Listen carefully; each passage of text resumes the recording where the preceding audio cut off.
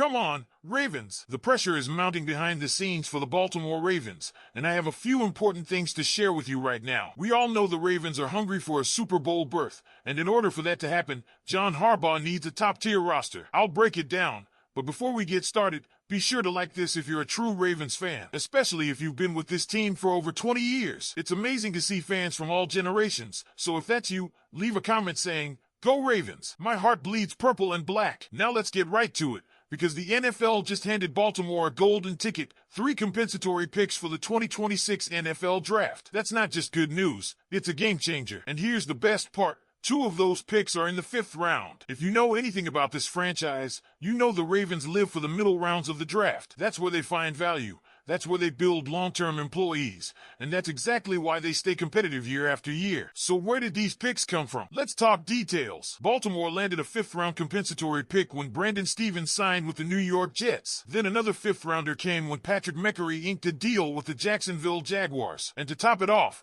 they got a 7th-round pick for Josh Jones. Yes, the same Josh Jones who only played 25 snaps all season long. That's incredible return for a player who barely saw the field. It's savvy front office management at its finest. If you're keeping score, that brings the Ravens total to 9 picks for the 2026 NFL Draft as of right now, 8 of those in the first 5 rounds, and 5 in the top 150. The only missing piece? A 6th-round pick, which they gave up in the Deontay Hardy trade. But with the draft capital they've amassed, that's hardly a setback. This approach is nothing new for Baltimore. In fact, it's a core strategy. Unlike teams that splurge in free agency, the Ravens play the long game. They don't chase overpriced talent. Instead, they let players walk, recoup compensatory picks, and then nail those picks come draft day. It's not just a smart tactic, it's a proven one. You think about guys like Isaiah Likely and Malaki Harrison, both of whom were selected with compensatory picks and have turned into solid contributors. And let's not forget Brandon Stevens himself, who, despite a dip this past year,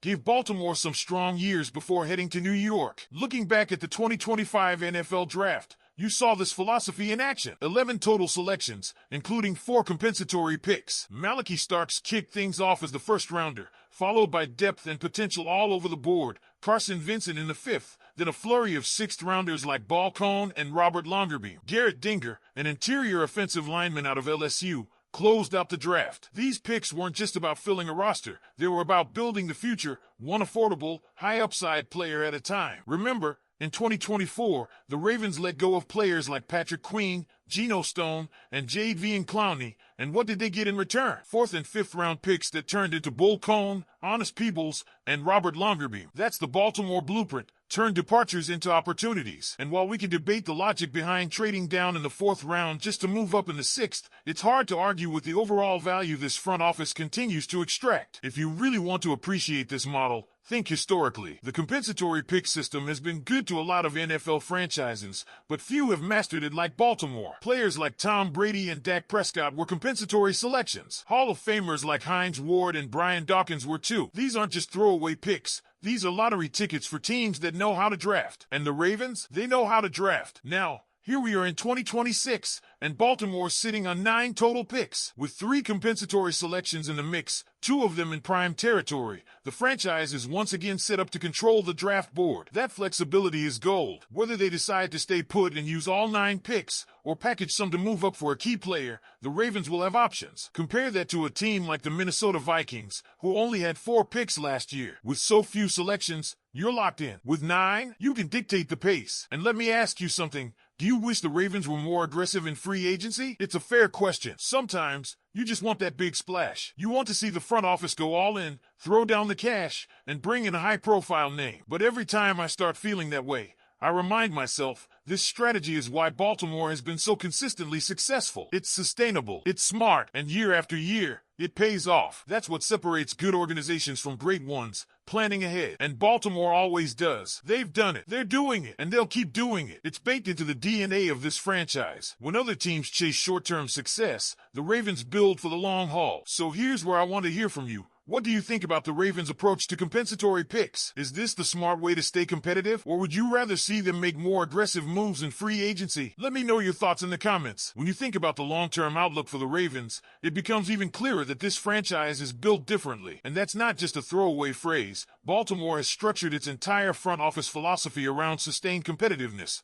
And nowhere is that more apparent than in the way they leverage compensatory picks to reload instead of rebuild. Now, looking forward to the 2026 NFL Draft, we're not just talking about extra picks. We're talking about ammunition. Ammunition that could help this team maneuver up and down the draft board with precision, target specific talent, and continue to fill the roster with players who are young, affordable, and most importantly, developed in the Ravens system. And here's something else we need to talk about. With so many picks already locked in, Baltimore could become a key player during draft week. They could use those 2 fifth-rounders to move up into the 4th. They could package their 7th and a late-rounder to move up in day 3. Or they could hold onto every single one of those 9 picks and bring in a fresh wave of competition across the board. Think about the kind of flexibility that gives a GM like Eric DeCosta. It's chess, not checkers. We already saw how that flexibility paid off in 2025. Baltimore's draft war room had the leverage to trade, to sit, and to grab value at nearly every position. And as much as we get excited about first-round studs like Malaki Starks, and we should, it's the middle and late-round gems like Bull Cone and Garrett Dinger who really make this machine work. Because those are the guys who become key depth pieces, special teams contributors, or even surprise starters when injuries hit. That's where winning teams separate themselves. But it's not just about numbers. It's about execution. The Ravens have shown time and time again that they know how to evaluate talent better than most. Look at their hit rate over the last few years. Look at the quality of contributors they've landed outside the top 100 picks. That's why compensatory picks matter so much to this organization. Because they trust their board, they trust their scouts, and most of all, they trust their development pipeline. You also have to consider how much cheaper this method is. Instead of paying $10 million per year to a mid-level free agent linebacker,